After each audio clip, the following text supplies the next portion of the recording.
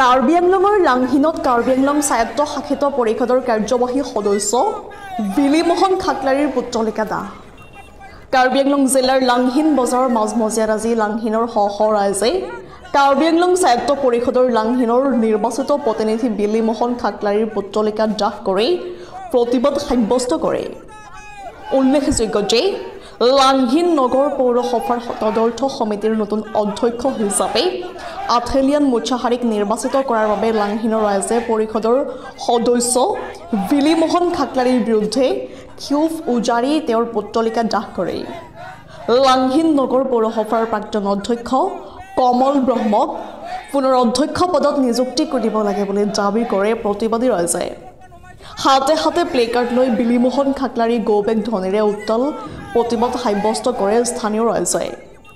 News টেক্স report JNKD news.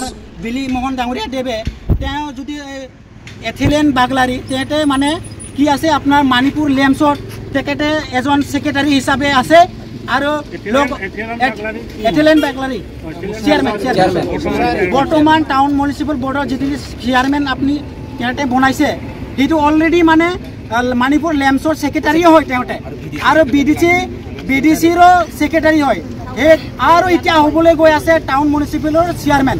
সেইটো কোনে এটা মানুহ যদি এটা পদটো চম্ভালিবলৈ ইমান কষ্ট লাগে ৰাইজৰ কাৰণে ইমান কাম কৰিব লাগে তেখেতে কেনেকৈ নিজৰ মাথাত কেনেকুৱা জাপি লৈছে কোনে এই বিলিমোহন ডাঙৰীয়া দেৱে তেখেতক কিয় তাৰে যোগ্যতা বুলি তাক কেনেকৈ মানে পদবিলাক বা চেয়াৰমেনকেইটাক কি গঠন কৰি আছে বা তেখেতক মানে কি বাছি দি আছে এইটো আমি দাবী জনাইছোঁ আমাৰ BJP গভৰ্ণমেণ্টলৈ। কিন্তু আমি BJP বেয়া নাপায়, আমি BJP বিৰোধী নহয়, আমি কোনো অসম গভৰ্ণমেণ্টৰ বিৰোধী নহয়, কোনো BJPৰ বিৰোধী নহয়, কোনো হেমন্ত বিশ্ব শৰ্মাৰ বিৰোধী নহয়, আমি কোনো তুলিৰাম ডাঙৰীয়াৰ দেৱৰ বিৰোধী নহয়।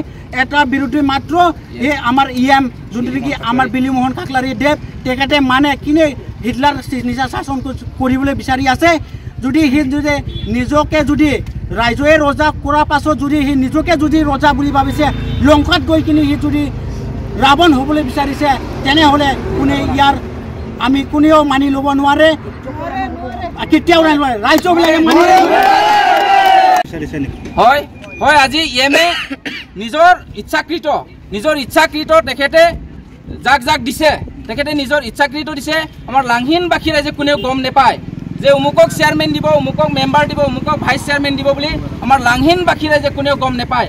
আৰু তেনেধৰণৰ EMে লাংহিনবাসীক ৰাইজক লৈ পেলাই এটা মেল মিটিঙৰ যোগেদি এইটো আজি কিবা কৰা নহয়, তেখেতে অকলে কৰিছে।